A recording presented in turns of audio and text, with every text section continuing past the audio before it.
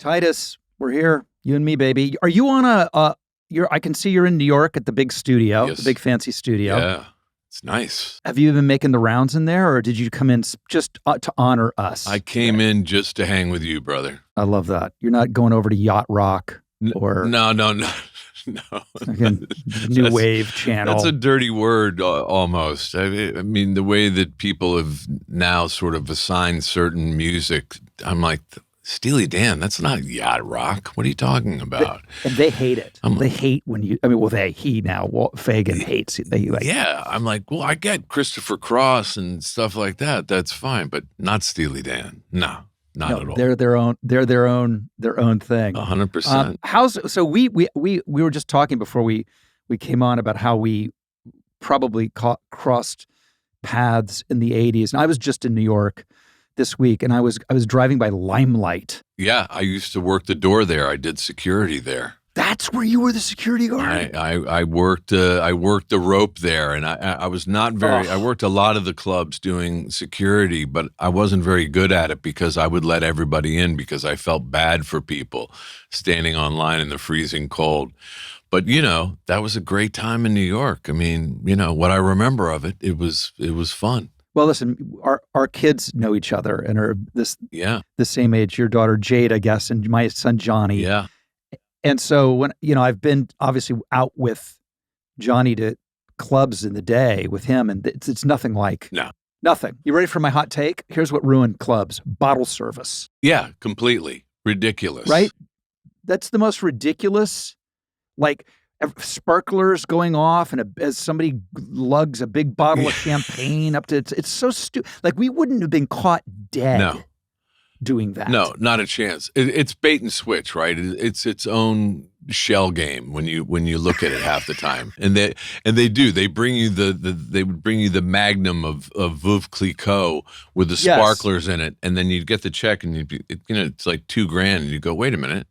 But I didn't order this. I ordered a cheeseburger and sparkling water with a lime in it. And also the notion of these tables, these VIP tables. Yeah. Maybe there was a VIP area, maybe. But what was so cool about the clubs is you'd be rubbing elbows with literally anybody and everybody. Yeah, it was great. It was wide open, and you came into contact with famous people that were, coming up. Musicians, actors, artists, and it didn't have the same kind of pretense. I mean, certainly there was, the places that did have the VIP lounge, and you'd get to go in there and kind of mill about, but it's a very, very different thing now. I feel bad because I don't think that it has the same openness, for lack of a better word. And now there are all these articles I've been reading that they have a term for it, basically clubbing, that it's dead. Yeah. I mean, what does that mean? People aren't going out and meeting people? I don't understand. I mean, by the way, we sound like the two oldest men in the world, like bemoaning the fate of nightclubs. But that's the kind of shit you get on this podcast. You're not getting that anywhere else. Well, Come on. Think about it. In one night, on a Friday or a Saturday night, you would bounce from Limelight to Area to Peppermint Lounge to the Mud Club. To, Danceteria, I mean, there were great spots to go, and you just bounced for the whole night into the morning.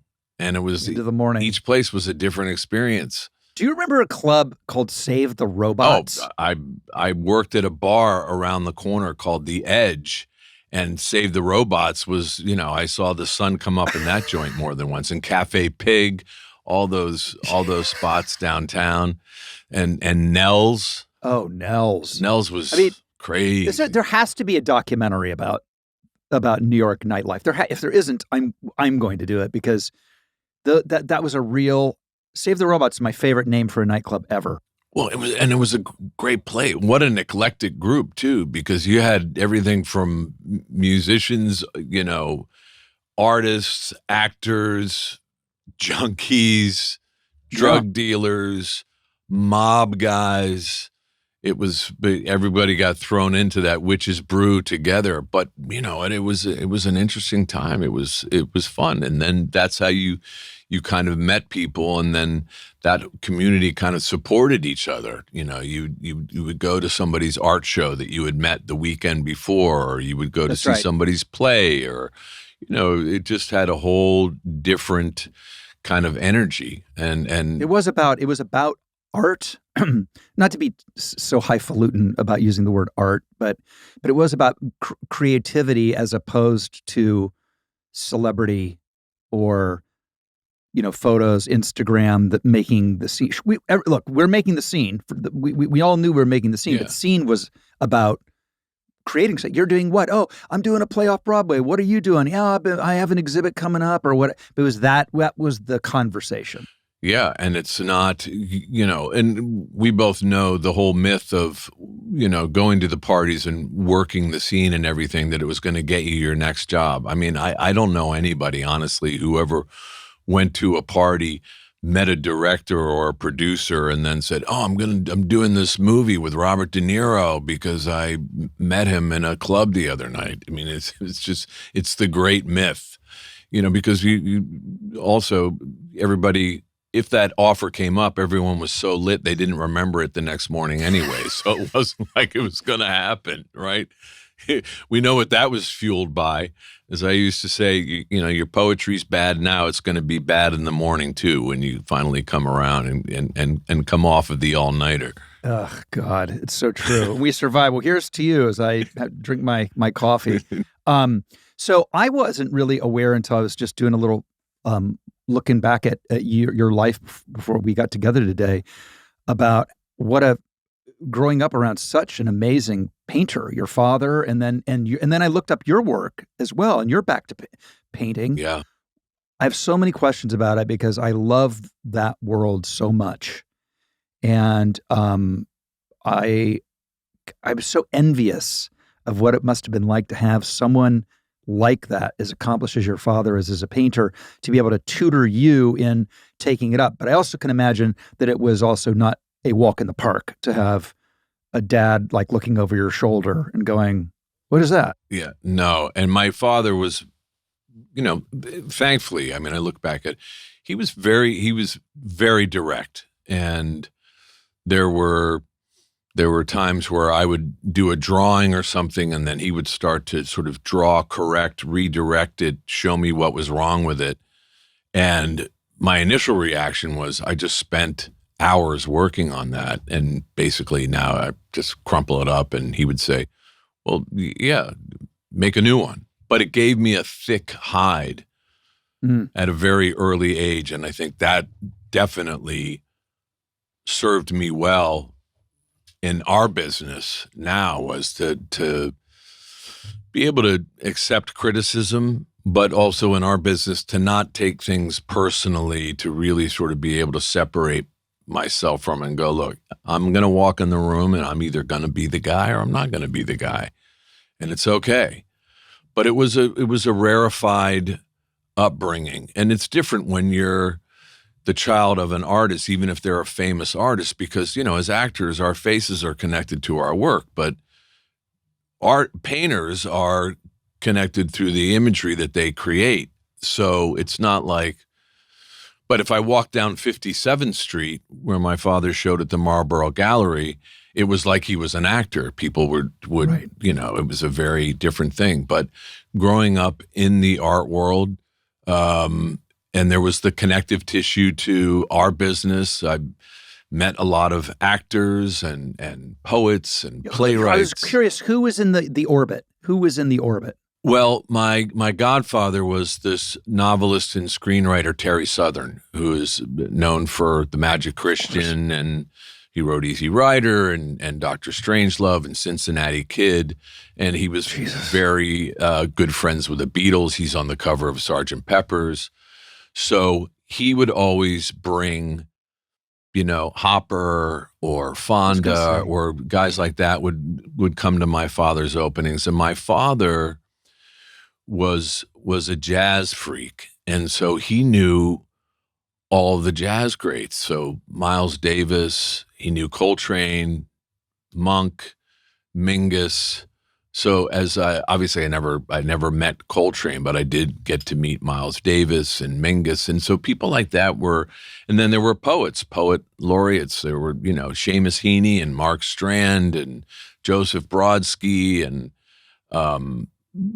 Anne Waldman, all those people were around. But when you're a kid, with the actors, I would be, really enamored. Whereas these other people just, just people. I didn't. Now, full disclosure, obviously, meeting John Lennon as a little boy was a mind blower. But even as a little boy, you were like, holy fuck. Yeah. And I completely, that landed big on me. And Peter Sellers was also a very good friend from those days. So they would be in evidence at parties at my Uncle Terry's place, which was very cool. And a quick little story. So John Lennon, we were it was like a Thanksgiving party or something like that. And John was there and he was playing his guitar. And I was sort of sheepishly, I was about 7 years old, singing quietly to myself along with him. And he clocked it. And so he said, come on, sing a song with me. And so I was singing with him. So then cut to Thanksgiving break is over. We go back to school. First day of school, it's show and tell. And what did you do on your Thanksgiving? And well, I went to my grandma's house and, in Jersey and da-da-da. And I said, well, I went to my Uncle Terry's and I was singing songs with John Lennon. And I wasn't saying it, I wasn't being a braggart at all. I was just passing on the information and saying how excited I was. And the teacher humiliated me and said, we don't lie in show and tell. And, I was completely humiliated and ostracized by kids and tormented. My father happened to call Terry and tell him this story. Terry reached out to John Lennon, told him the story. John was so pissed, he wrote a letter. And it was sent to Terry, then sent to my father, addressing the principal of my school, saying no way that this had transpired and that we were friends and that he had been made aware of the fact that I had been humiliated by the teacher and that it was incumbent on the principal to call a school assembly to correct this wrong, which ultimately happened. So, yeah. And I wish I had the letter had for years. My father had a house fire, which destroyed, that correspondence and his correspondence with people like E. Cummings and Jesus. crazy stuff like that. But yeah, that's a wild experience. And I'm sure you hung out with Julian back in the day because he was, of course. Julian Lennon, yes. And I ran into him recently in Monaco. Really? I was walking through somewhere. Yeah, and he was sitting in the corner and we just laughed and laughed because his photography now. Beautiful. His photography is amazing. Yeah. I mean, not only a tremendously gifted musician, but his pictures are stunning. It's like when you're a kid and you see those people and they don't relate. I remember there was Joan Didion used to come to pick her daughter up at our elementary school in her Corvette. And there was always like bubblings around like she was important, but you're a little kid and you're certainly not reading Joan Didion. Right. You don't know what the fuck's what, but you do know that mom, that particular mom, there's something going on. And of course, when I got older and she became my favorite author, I was like, God damn it. I used to see her every school drop off. In a Corvette, right? In a Corvette. Come on. Which there's a very famous photo of her in that Corvette. Yeah. No, that's wild. Because I know Griffin really, really well. Yeah. And we've always sort of exchanged stories. And I'm sure you've read his book, which is just... It's amazing. Yeah, it's great. It's great. I've always, my experience has always been sitting in some saloon with him someplace or in a restaurant or on location making a movie, and the stories start to flow, and then all of a sudden you go, wait, don't we have like a 5:40 a.m. pickup? Yeah. maybe we should go back and sleep for an hour. The only worse version is don't we have a 5:40 pick up, I better get some sleep, and then taking a sleeping pill and realizing it's 5:30 now. Yeah. I had that once. I have one memory. It was on a very ill-fated movie with Peter Bogdanovich directing. And I just have memories of like coming to and Peter telling me how to say the lines and then blacking out and coming to and black, because I'd taken a horse pill. I thought I had like 3 or 4 hours to go sit. I remember taking the pill, lying down and hearing knock, knock, knock, and it was my pickup. It was brutal. It's a wonder we lived. Yeah, it's hard. I have a similar thing I was doing. JFK, I was down in Texas, went out with Captain Dale Dye, who would run of course. The great Navy SEAL stunt coordinator. Well, he's a former Marine, but he had Stanley White, who was also served in Vietnam. He was a Marine, did 2 tours in Vietnam, and they were doing all of the assassination stuff. And I knew Dale from other things before, and they said, "Come on out, kid, we're going to go out." And so, of course, I was young and prancy, and I thought, sure, I'll go out and drink with the Marines, which was a massive mistake. Got back to my hotel, and I don't know what time it was, and this is, pre-cell phone, and there are a pile of those paper "you've got a message" things out into the hallway, extending into the hallway, and pushed under my door. And I go in, of course, the red light's flashing on the phone, and they say, "It's raining. You're our cover set for the day." And I'm still completely drunk out of my mind. I call them and I go, "Okay, yeah, I'll be ready to get in the car." And I order, 2 pots of black coffee, and I'm getting in the shower, and nothing's going to help. You're just a wide awake drunk now. And exactly. So I get into the car with the driver. We're going along, and we're going to the Parkland Memorial Hospital to shoot this scene. In fact, I was playing Arlen Specter. That scene was ultimately cut out for legal reasons. There was stuff that they had me saying in the film, and everybody was going to sue Oliver when that film was being made. But I get there, and I'm pulling it together, and I see Oliver, and he's aware, and he says, "So you were out with Dale Dye and Stan White?" And I said, "Yeah, but I'm okay. Don't worry about it." And he says, "All right." So one of the ADs comes over to me and says, "Come with me." And I'm thinking, "Oh shit, I'm going to get fired." They take me down this hallway into one of the little treatment bays, and there's this guy with a lab coat, a doctor, and he's got this massive syringe, and he says, "Take your trousers down," and he sticks a needle in my ass and zaps me with something. But Oliver would do this sort of vitamin cocktail thing with, I don't know, By the way, never have air quotes been more needed. I know. Than vitamin cocktail.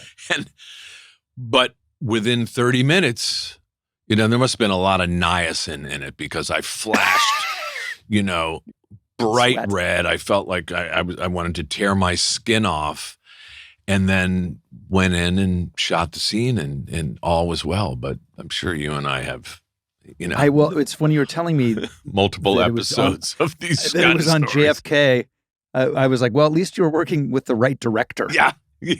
Because going back to New York, one of my great New York memories was when I was making a movie called Masquerade there, and Charlie Sheen, who was my running buddy at the time, was making Wall Street with Oliver and Michael Douglas. Yeah. And that is a murderer's row. Completely. If you go back to 1980, any one of those names, look out. Oh, no, forget it. I actually did my first kind of walk-on part in a film called Navy SEALs with Charlie. No way. With Charlie. And was Bill Paxton in Navy SEALs? That's where I met Paxton and Michael Biehn. And yes, that's right. It was directed by a guy named Louis Teague.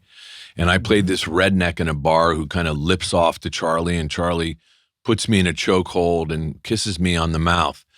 And that was my first time doing a feature film. I was a New York theater guy. And Charlie he saw that I was nervous, and he was so incredibly generous and gracious.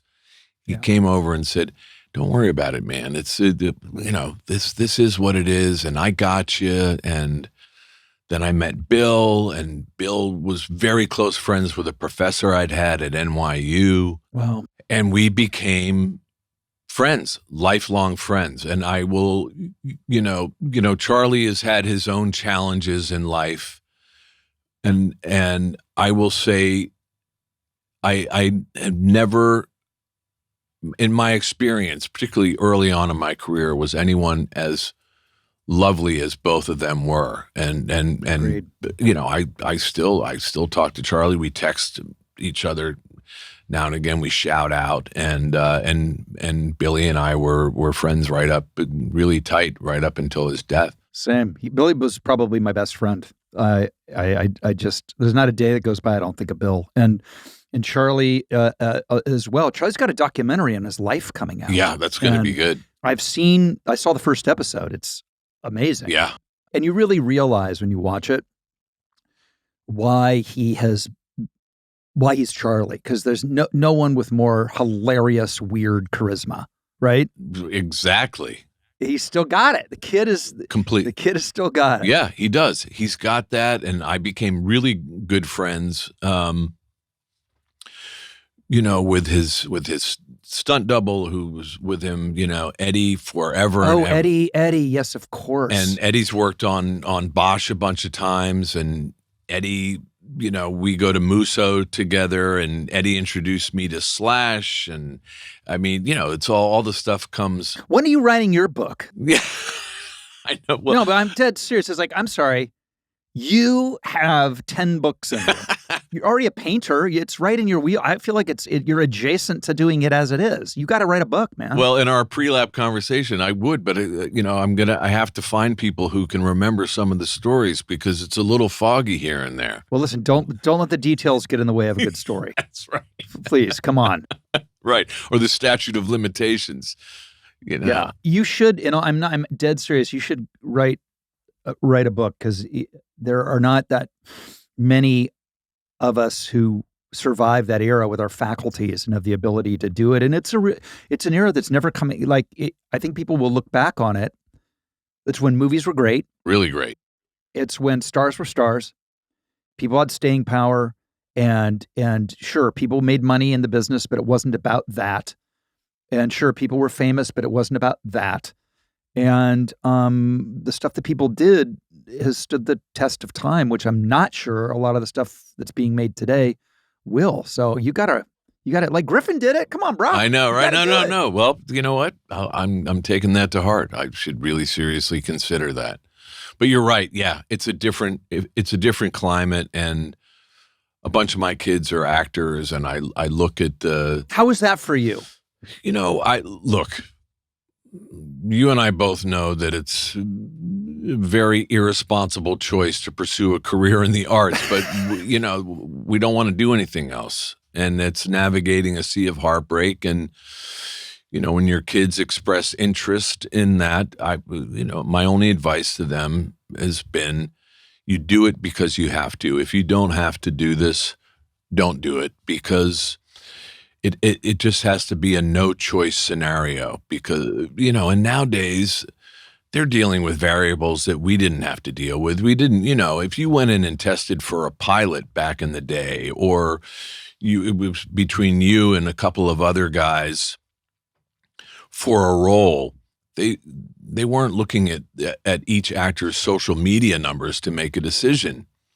It was based on whether you were good or even if you were green and you weren't, quite there yet or great, that a director recognized that there was an organic rawness or a power that was there that they could move along, that they could nurture and really get something out of it. But then now it's kind of terrifying. Do you have people come up to you and say, I'm sure you do, my son or my daughter really wants to be an actor. What would you say to them? And I get that all the time. And I say exactly what you just said, is they should only be doing it if they have no other choice, in that it's like they would do it for free. Right. If they would do it for free. They would do it on their days off. It's all they want to do. It's the only way to combat the the parade of indignities. Yeah. That, by the way, never ends. No, it never ends. No, It never ends. People think it ends. It doesn't end. No. Believe me, they hand you an Oscar, you walk off stage, the indignities will begin. Yeah. Believe me. It's true. Yes, it's true. It never ends. But that's what, but people say, well, I guess you have to have, survival skills. And you go, no, it goes beyond that.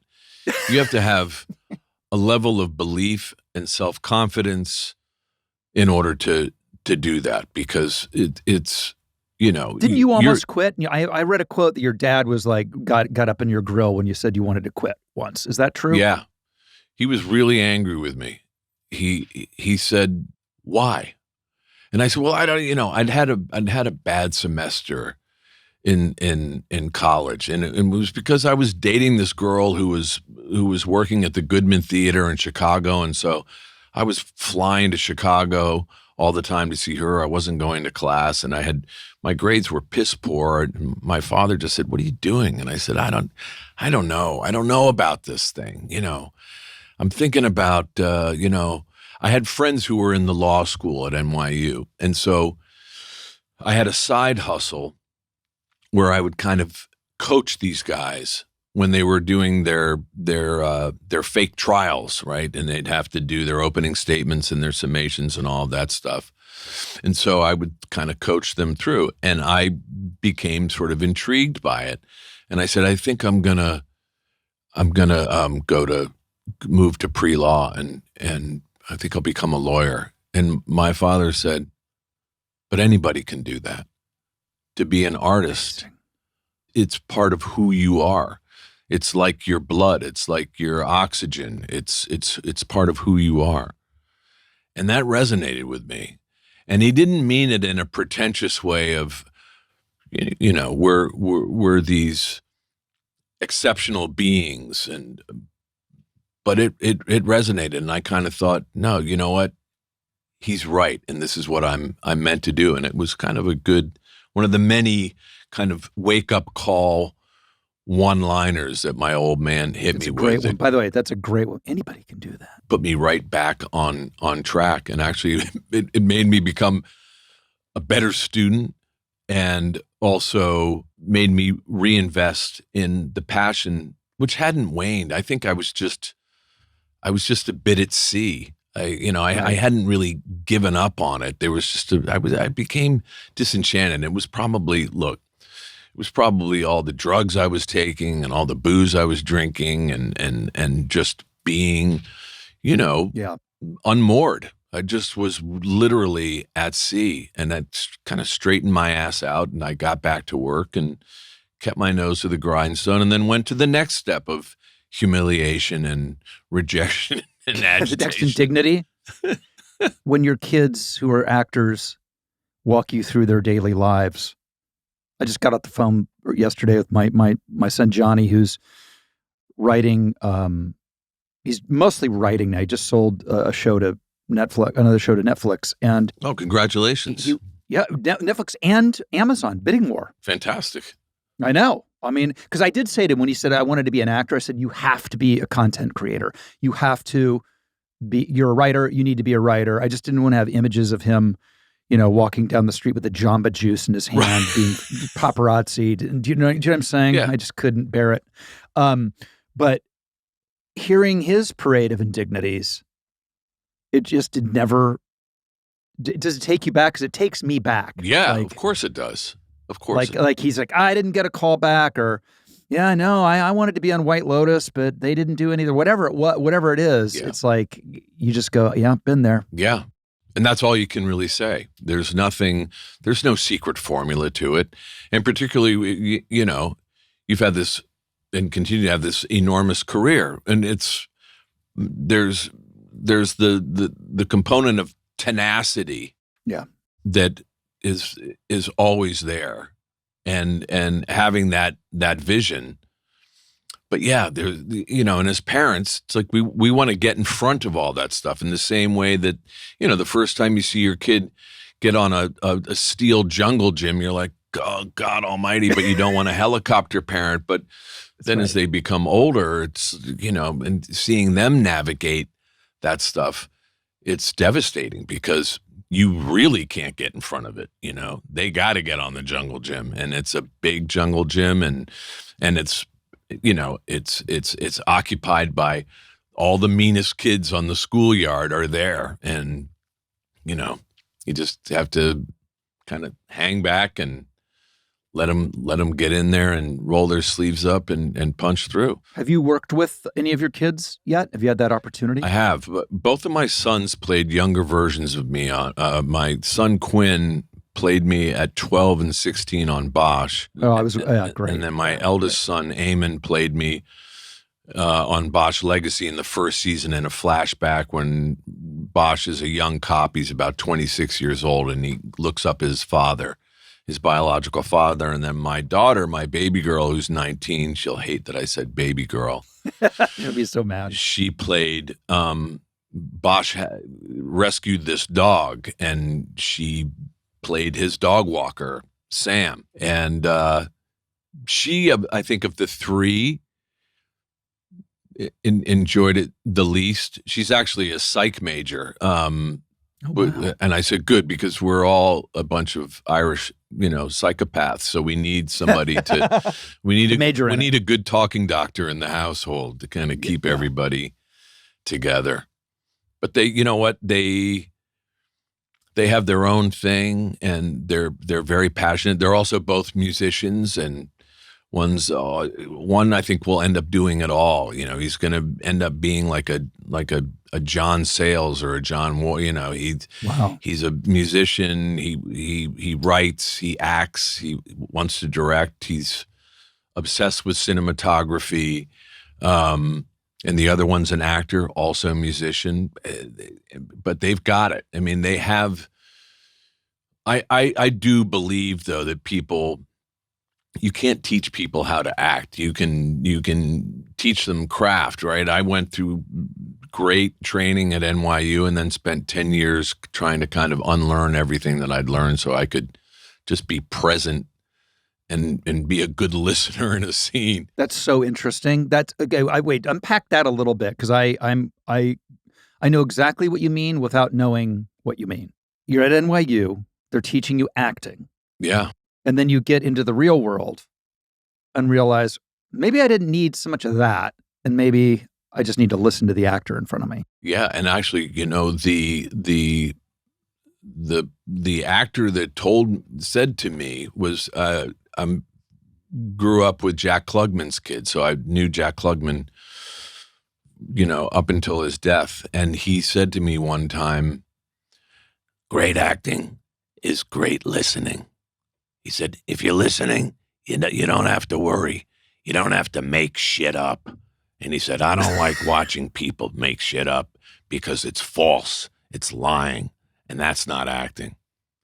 And that was, and I had great teachers, man. I mean, I was at Circle in the Square, and then I connected with W.H. Macy and Dave Mamet, and learned, how to analyze text from Mamet. I mean, an invaluable tool that I got from him that's, in my box. I use it all the time because he taught me how to take a script down to the studs. I don't necessarily follow his technique, shut up and say the words as an actor. Yeah. I do follow the, service the playwright thing. Yes. But David and I used to have, interesting, skirmishes as a teacher, but he taught me some stuff that was great, as did Bill. And that stuff I didn't have to unlearn because that was the starting point for me. But there was a lot of other stuff that was just, they were just blades in a Swiss Army knife that had no use, Right. You think about that, you use the big blade because you can cut with it. I use the corkscrew more than any other blade in that Swiss Army knife. Yes. You know, and But the occasionally nail clippers, I never use those. I never use those little scissors. Did you ever use those little scissors? Never. Well, no, that's not true. They were good because when I grew weed, those scissors came in handy for trimming down the sense buds, Stems. right? You could, yeah. Okay, fair enough. I'm not going to argue with that.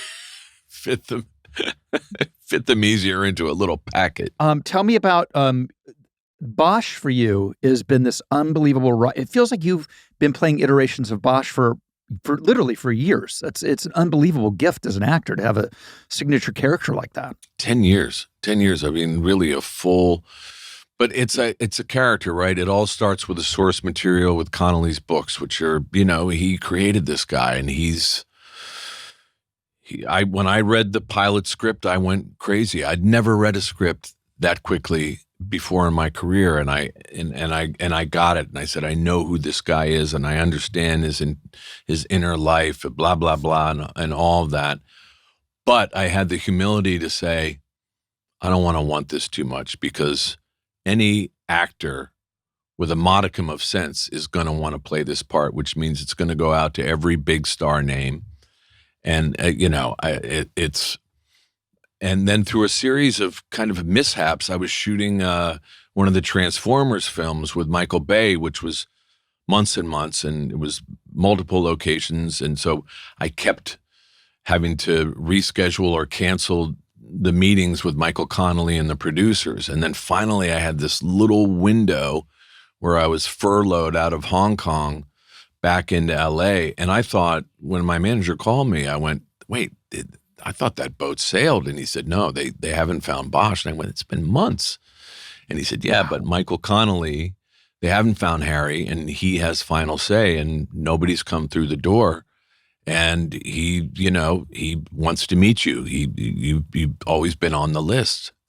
And I went in and I met him and did my thing. And I was, you know, very blessed. It just, the stars lined up, and I got that role. And it really, you know, when the material is great, you know, Eric Overmyer is our showrunner. You know, you look at his body of work going from, you know, Homicide: Life on the Street, Treme, The Wire, you know, and then Michael's books. And, you know, Michael's a great screenwriter as well as, and he and I wrote a couple of scripts together on the show. Wow. It was just a perfect storm. And then you add that cast, and it was, you know, it's just an experience. People say, wow, it's been 10 years, but it feels to me like it's been 10 minutes, because there's still there's a lot more stories to tell. But, you know, to be cliche, all good things come to an end.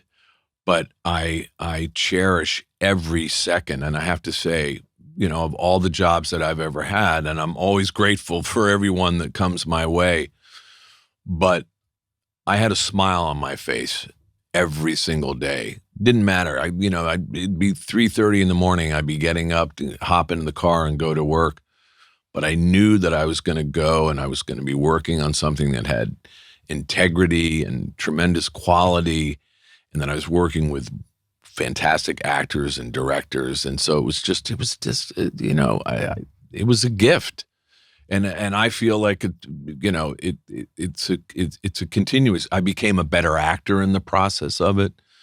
I learned a lot of what I didn't want to do. So it was sort of that kind of next phase of unlearning things like that. And, you know, as an actor, and I know you'll appreciate this because it's so counterintuitive to the stuff that we get kind of spoon-fed, was I learned to be able to trust stillness, that I didn't, you know, to just be present, didn't have to do anything. And part of that was, you know, that character is a very internalized, taciturn guy. His, you know, inner voice is expressed through the narrative in Connolly's books, in the writing. But we, you know, that's kind of hard stuff to depict.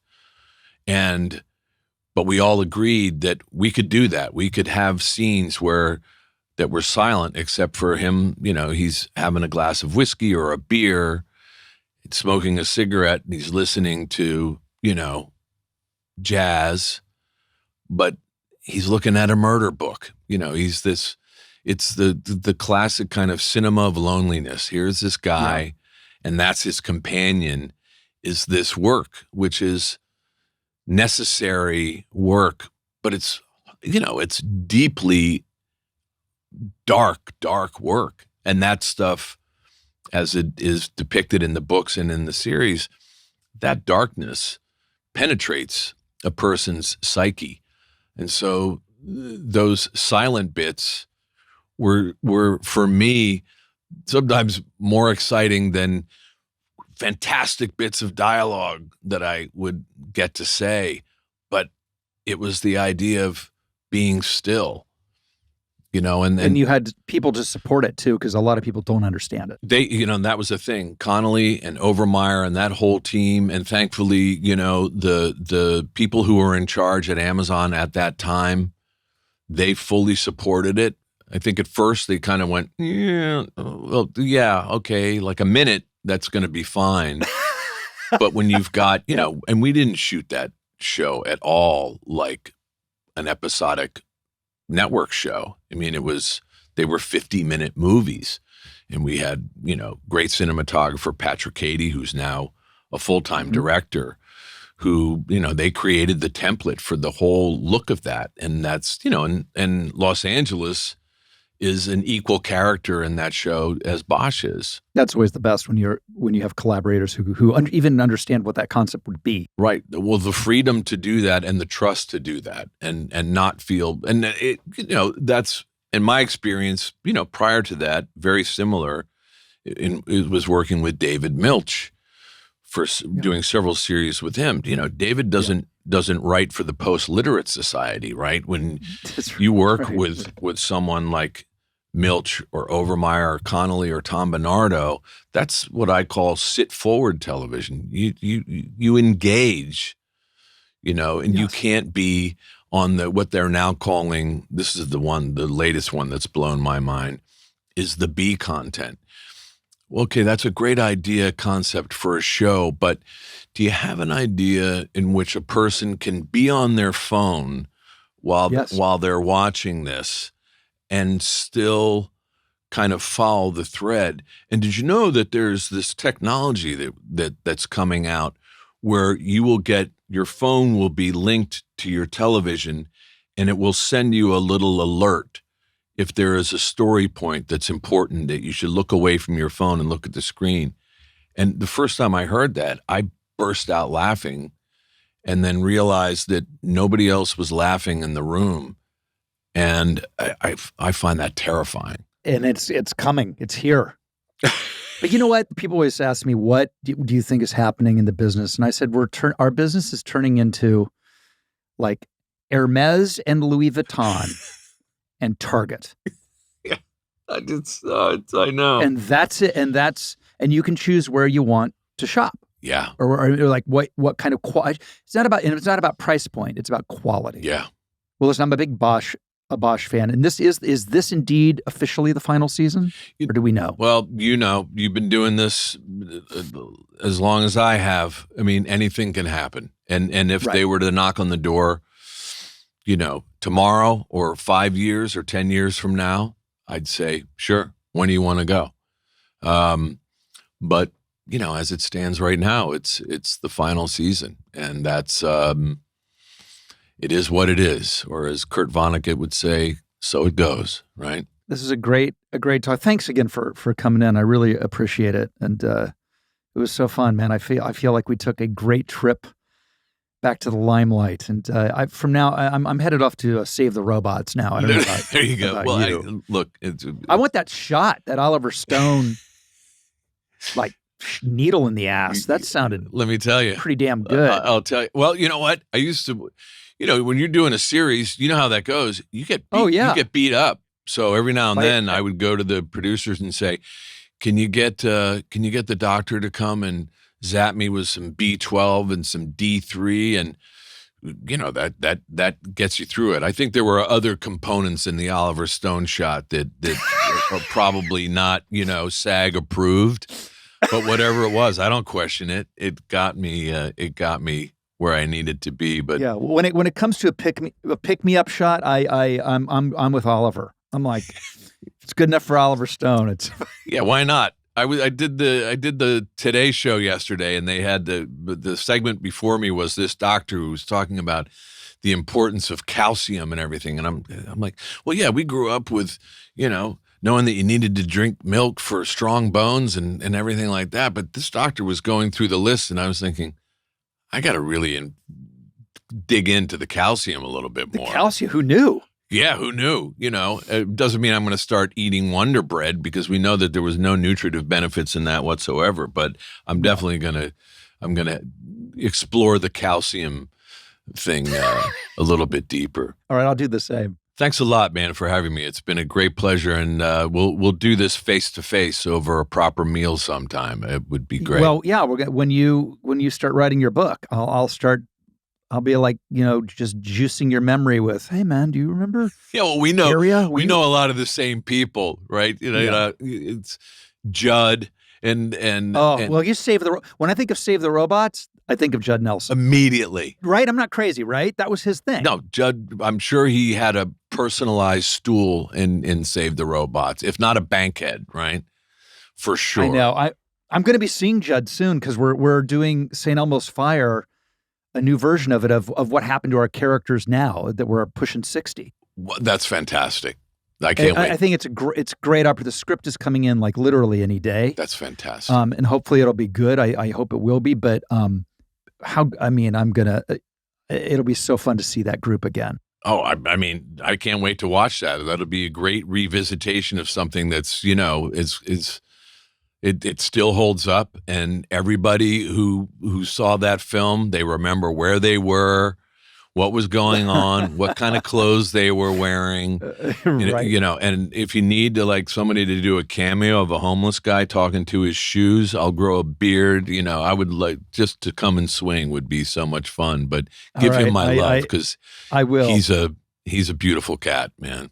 Another great one. As are you, man. Oh, thanks, man, and right back at you. And thanks so much. This was flipping awesome. Appreciate you so much. God bless, man. Be well.